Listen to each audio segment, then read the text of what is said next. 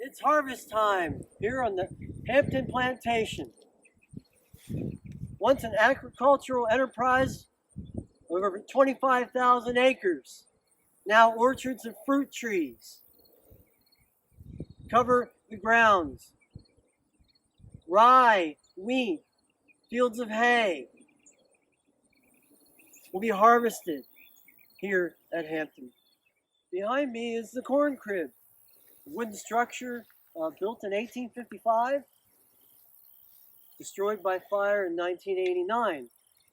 This structure would have held the cobs of corn brought in by the field and then dried and then turned to cornmeal.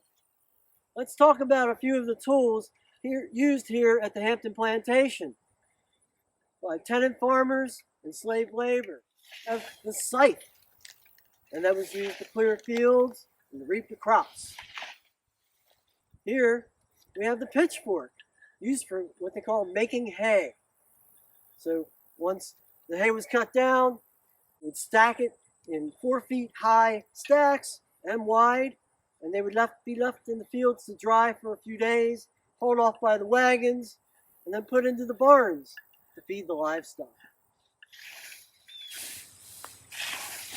During the 19th century, the process for drying corn was shocking.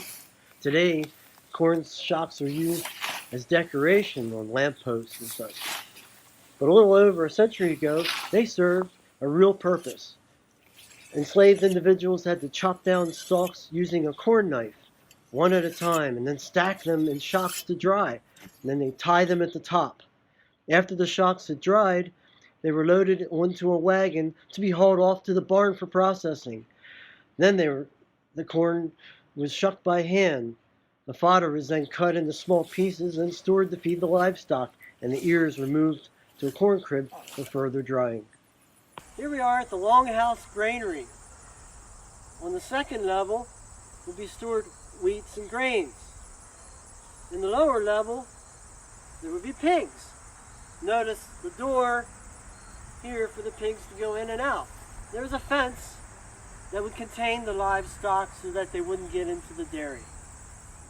Harvested grain here at Hampton Plantation was used to produce over 200 barrels of flour annually.